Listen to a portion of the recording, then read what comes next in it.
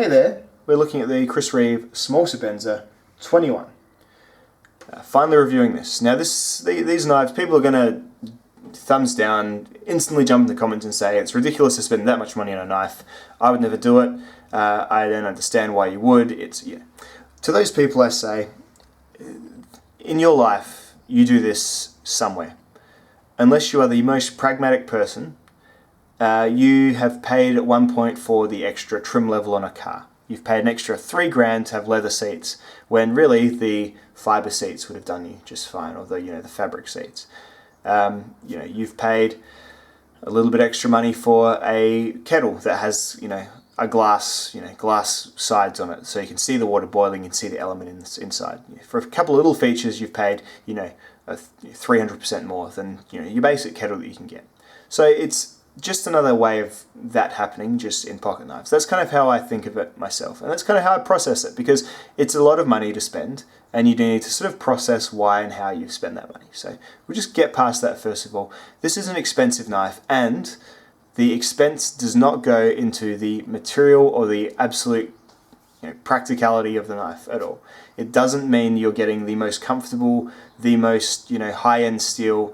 You're not getting the best in the game in terms of actual use. You're just getting a very unique knife that is, has a certain level of X factor, I guess, that you may feel after handling one is worth paying for. So that's kind of how I deal with the money side of things here, because this cost me 600 Australian dollars. By the time it was at my door, by the time I'd paid a bit extra for really quick shipping, 600 Australian dollars. And I've used this knife. I could not stand having $600 sitting in a safe that I never used, so I have used it, and I do enjoy using and carrying it. Lots of things about this knife are really enjoyable to use and carry, so I'm just going to get, without further ado, into the things I like, the things that I think you need to know that I'm a bit neutral on, and the things I don't like about this knife. Let's do some basics first. Alright, so what you get is a 3-inch blade on this small Sebenza 21, and you get a 3.5-inch handle. They make an Inkosi, which was the Sebenza 25, that has a slightly different pivot, a different washer inside, has an extra sort of cut-out finger groove here. Very similar looking knife overall. They make a large Sebenza, which adds an inch onto the blade, or half inch onto the blade, and an inch onto the handle. They do a Umnumzan, which is a very similar looking knife that has some different features, different tactical type grips to it, and has a washer around the thumb stud for silent deployment. Bit of a different knife altogether. And then they do lots of variants. So the variant in this example is that it is a bog oak wood inlays in the handle. So let's look at those.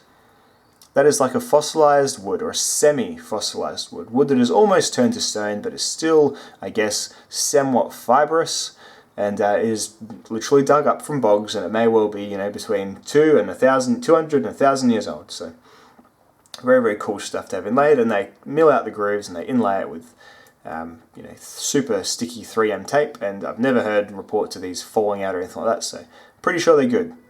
But yeah, lots of variety. Just check out Chris Reeve's website if you want to sort of see what kind of knives he's going. Very sort of trends of the month too, like some months you'll have some new laser cut design, other months some new material premiering. So lots of variety here. In blade shapes, you get Tanto blades, you get the Inkosi blade, which is like a sheep's foot. Lots of variety. I went pretty basic, but I also went somewhat collectible with a material that may not stick around for a whole lot of time, just because I wanted something unique about my knife, because the price was in my mind and I couldn't quite pay, it was $50 less for just a basic Sebenza. I just couldn't quite do it. I wanted something special about mine. So there we go. Size comparisons, let's just look at a few. This is next to my favourite knife, my Benchmade 940, which I still do like the most. This is next to a Kaiser Gemini, a very well fit and finished knife out of China that costs about 200 Australian dollars. This is it next to a Spidey Chef, which is a bigger titanium frame-lock knife with a very good, highly stainless steel in it. And this is it next to another knife that has a similar pricing philosophy, the Alma Falcon Ultralight, which is again far too expensive for its materials, but I still enjoy a great deal. So that's the Falcon Ultralight. So it is definitely in that EDC size of knives. Let's look at the wins. The wins. First of all, it's superbly constructed. The blade is in the handle so damn tightly there is very little space. Getting towards the Almar levels of really smushing between that micarta. So you look at something like this 940 here, there's a lot more black space around that knife. That's just the basic you look at, just to go on about those tolerances that every other gear reviewer spouts. And again, a bit like the Emerson knife, it's really hard not to just regurgitate the stuff you hear in other people's reviews.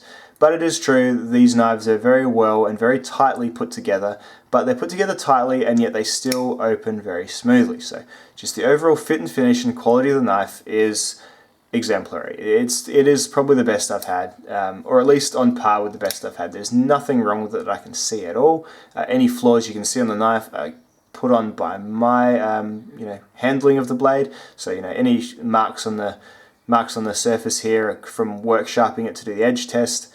And the edge isn't perfect anymore because I've sharpened it myself, so I've put on my edge, which is very good, but good in terms of being sharp, but probably doesn't look as great.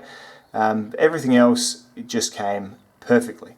The lockup is just exactly what you want, nice and tight, nice thick lock bar, no stick, even though it is just a titanium with none of that fancy sort of over-traveling business. Very, very good, very, very well-made knife. Cannot deny it, absolutely. It's a very rugged build quality, so it's got things like oversized stop pins. It's got like a robust blade thickness that goes all the way down to the tip, so the tip is not frail by any means. It's pretty good all the way down. So for a small knife, it is definitely made to work. So no worries actually using it at all. Very, very well done. It is very smooth and pleasant to open and close. As everyone says about the Sebenza, it's so glassy. It's like a glassiness that's really hard to put into words. It's like there's a hydraulic action to it. It's like all that stuff that people say all the time. Unfortunately, it's true, as annoying it is to hear all the time. But this one, because I think the blade is polished, you can actually, sorry, don't mind my Band-Aid is what's doing it, but you can launch it open pretty well. If my Band-Aid wasn't catching on the... You can actually flick it open without too many problems if you don't have a bloody Band-Aid on your finger gumming it up. But yeah, this one is actually a little bit flickable as well. Often Sebenzas are just like opening like this for at least the first 6 months of their life. But this one came really nice. I think it's because of the polished blade. So very, very smooth and hydraulic action, as everyone says. True, it is true. I like the thumb stud. It's a bit small contact area wise. Some people don't like it as much, but I found it works pretty well on my finger. Just to push open and close. It's a good little triangular kind of little dog turd shaped thumb stud there. Pretty cool, and it's absolutely fine, and you can get one on the other side. In fact, you can get this whole knife left-handed if you want. Just order a left-handed one, no problems at all.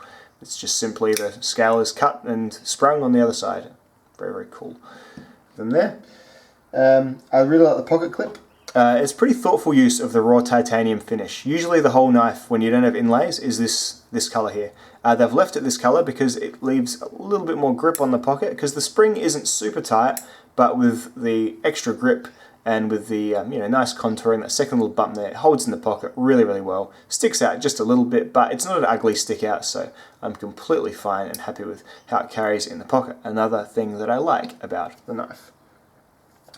The knife has like a general narrowness that I like in my blades. There's a reason the Benchmade's my favourite knife, because it's really narrow across this way. So you can carry your phone next to it in your pocket, so you don't have to... Once they get slightly bigger, then you use the pocket for your keys also, because they take up less space, and that's when your knife starts to get scratched up.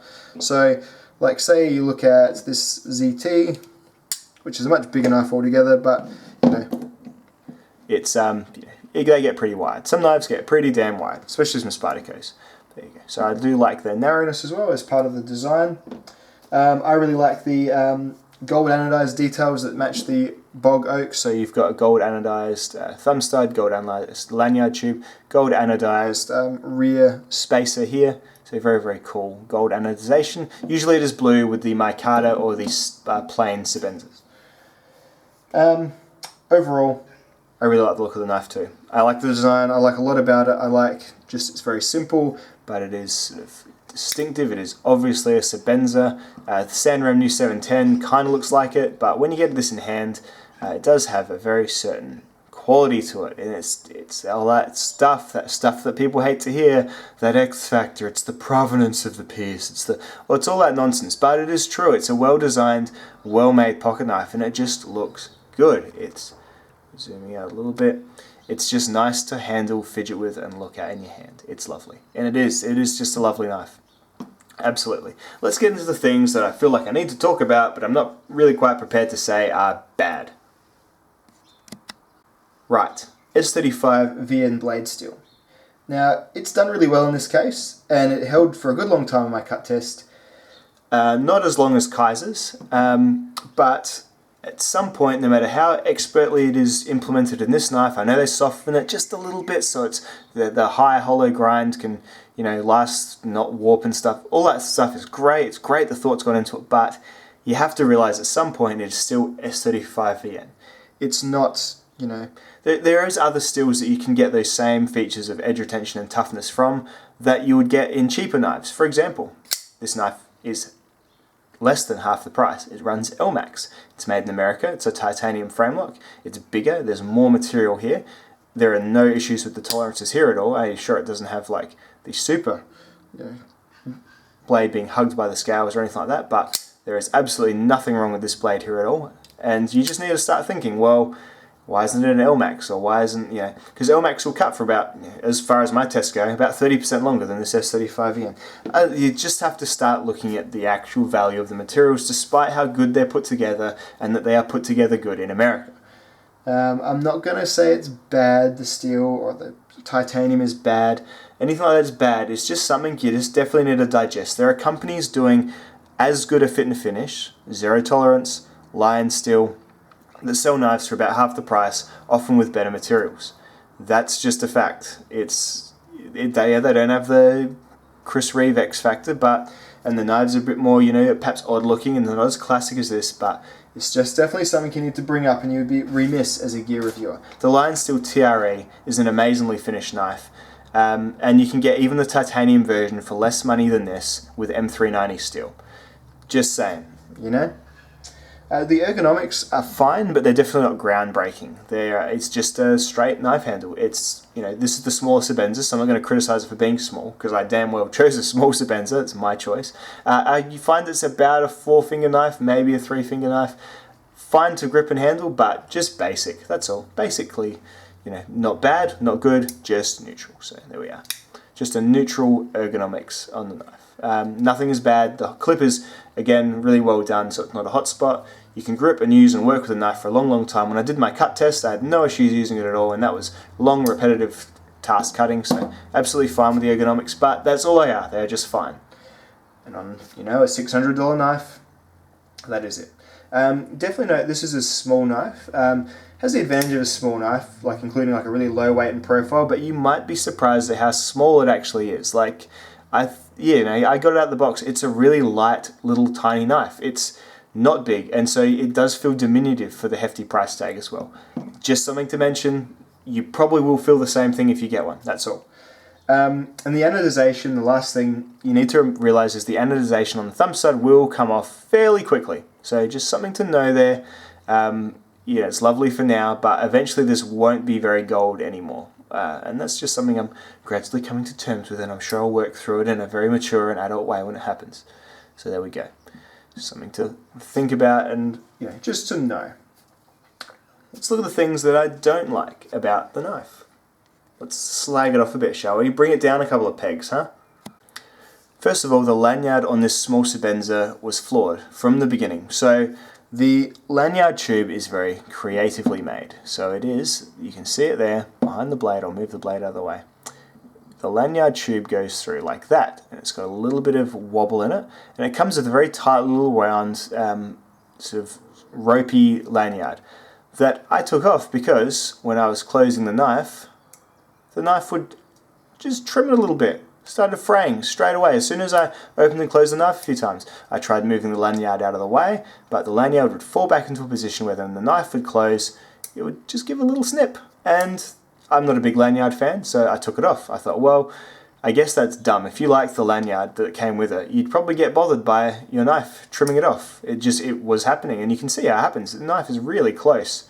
That blade is really, really close to that lanyard. And so any sort of weight or width in the cord is going to get trimmed by a very sharp knife blade. Absolutely. So that's fine. I took it out. I thought, well, I'll note it for the lanyard people so they know that the lanyard may get trimmed when you get this knife. Not ideal.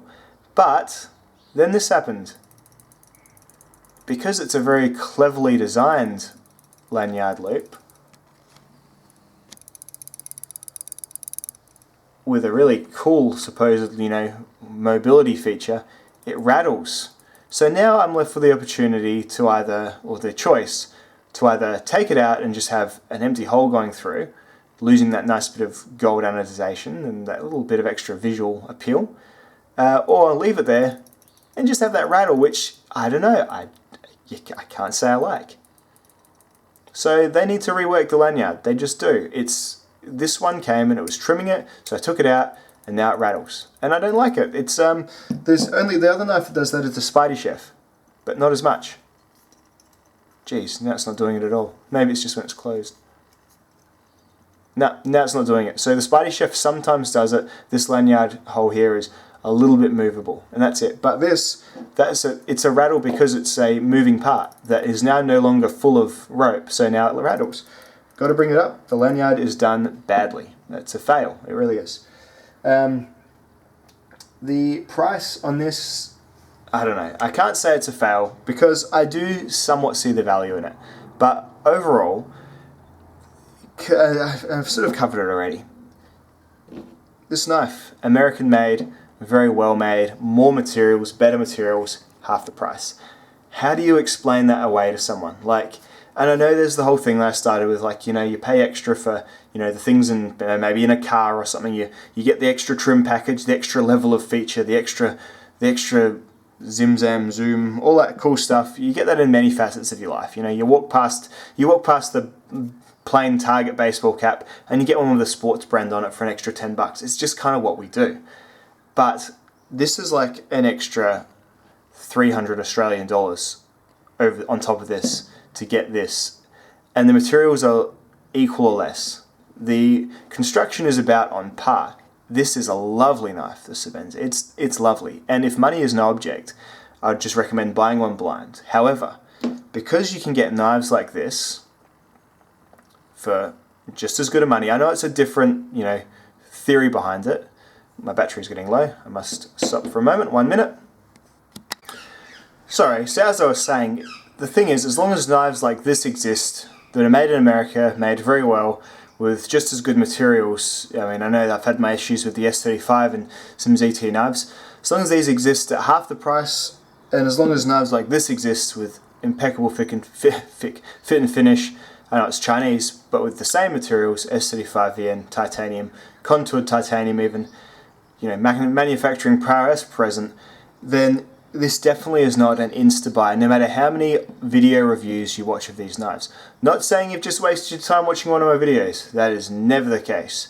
However, I bought one of these because I got one in hand. I got one in hand first. So if you can do that, if you can go into a knife shop and actually handle one, then do that. Because there's you're either going to get it or you're not going to get it. And I would have no doubt that there is many people who will not get it, who are great knife fans, who are great knife community members, who love all knives, who just will handle this and say, you know what, I wouldn't use it. I wouldn't, if I bought this for $600, I either for a start I'd never buy it for $600 because it's not worth that because of the materials, or you know what, I don't think I'd actually use it. I think I'd just probably put it in a safe and then sell it a year later.